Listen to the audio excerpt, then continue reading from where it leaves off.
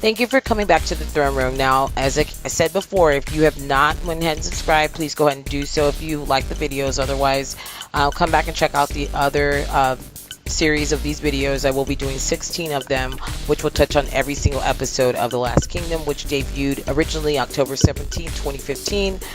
The actual writer of this full series is Stephen Pichard, and this is actually from a series that actually of books that actually was written by someone else. So I will go ahead and talk about episode 2 right now, The Last Kingdom. Now, Uhtred and Brita flee on horseback from Bebenberg as Efric, Uhtred's uncle, and his men chase them down by night. So, by right, Bebenberg belongs to Uhtred, but currently lacks the manpower to retake the fortress and its land. So he really can't do much about it at this time. Using a tree branch to cover his tracks, Uhtred shakes Efric off into the forest. Having lost their family and their home in previous episode, Uhtred and Brita decide to travel south to look for Ubba, warlord and friend of their deceased father, Ragnar the Fearless. They wish to join forces with Ubba and his army to avenge Ragnar,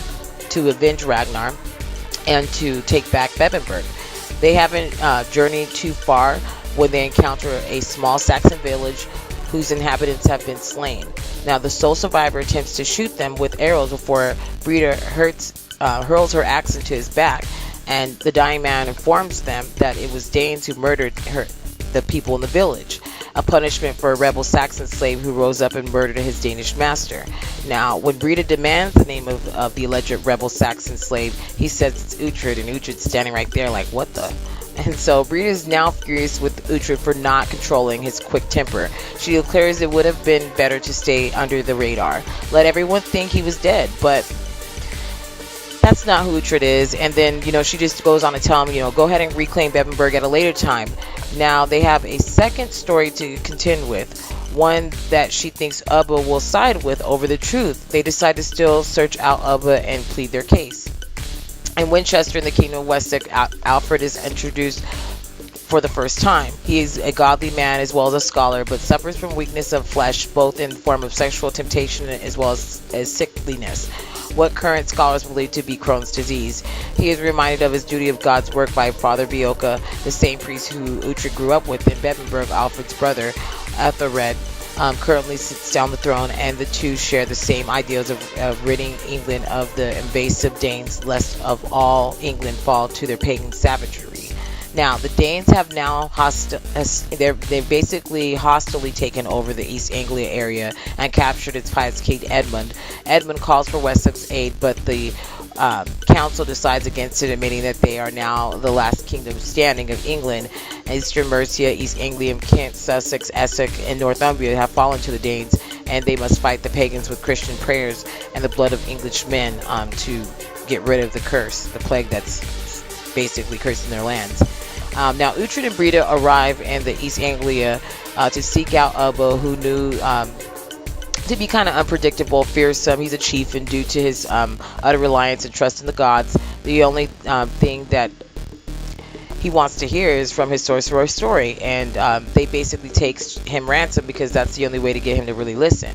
Now, they sneak in by Uhtred pretending to be a Dane foot soldier and Brita his hostage. Brita takes Story away in the woods with intention of killing him if Uhtred doesn't return after. Now, meanwhile, Uhtred waits for Ubba's return, who enters in the hall with Guthrum. Another Dane warlord, King Edmund, lies barefoot, beaten and bloody in the middle of the church. Uhtred makes his presence known and tries to explain the truth behind the death of Earl Ragnar. Much to his displeasure of Ubba, Baird and Uhtred stands by Ubba and Guthrum deal with King Edmund, toying with the Christian ideas about seeing if God would have him save him if they shot him full of arrows, like Saint Sebastian. King Edmund does not survive, and they turn their attention back to Uhtred. Now, Ubba does not hear his pleas and wants to kill Uhtred, but immediately calls a halt when he learns that Uhtred was kidnapped by Story. So, Uhtred has kidnapped Story. So, Uhtred is released in return, basically, because he's like, if you don't do this, then your sorcerer dies. He keeps telling him that, and then he just lets him go. So basically, that's the only reason why he didn't kill him. But he says, I swear to you, boy, I'm gonna kill you one day. When he exits left, just to get the hell out of there before his crazy ass kills him. He's crazy. Now Uhtred goes back to the woods where Brita hides with Story, who is flung naked, bound, and gagged over a horse with a stick up his ass. And it was necessary, says Brita. As promised, they released him. Brita wants to go back to young Ragnar, who is in Ireland, but Uhtred has to come to the reality of their situation. They are no longer accepted as Danes. They will go to Wessex instead, hoping to be accepted as Saxons. Stopping in Oxford, Uhtred has a long sword made with the amber his birth father gave him and wielded into a handle. So they flee Oxford when men hired by Ubba come to kill them. So Ubba tries to kill him anyways, which is kind of contradictory. Waste of time. In Winchester, Ethelwald, the son of King Ethelred, is found passed out in a drunken stupor in the royal courtyard.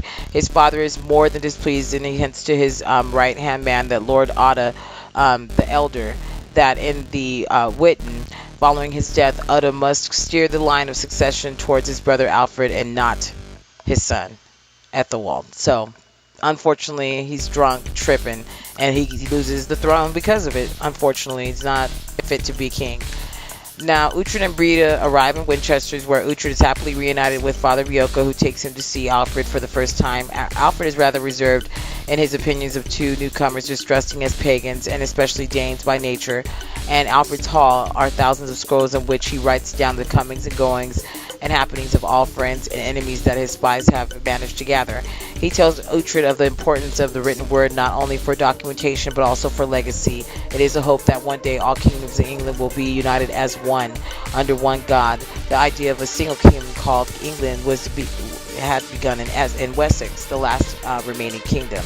After Alfred goes off to prayer, Father Beocca reveals to Uhtred that he has kept the land charter papers of Bebbanburg safe and shown them to Alfred so that Alfred is aware that Uhtred is an alderman of Bebbanburg by right. Motivated by this, Uhtred decides to help Alfred by going to the Reading as a spy to gain knowledge of the feasible Danish military plans to gain his trust as an alderman. He reports back to the Witten that the Danes led by Guthrum plan to attack and soon. Now the rest of the Witten, Lord Otta the Younger especially, is hesitant to trust the pagan newcomer, but Ethelred and Alfred decide to follow his advice and march the Wessex army to Ashes Hill, and what follows as the Battle of Ashton. Alfred is still mistrusting with two guests in prison, Uhtred and Brita. So they get in prison for telling the truth, and it's just a really big shame.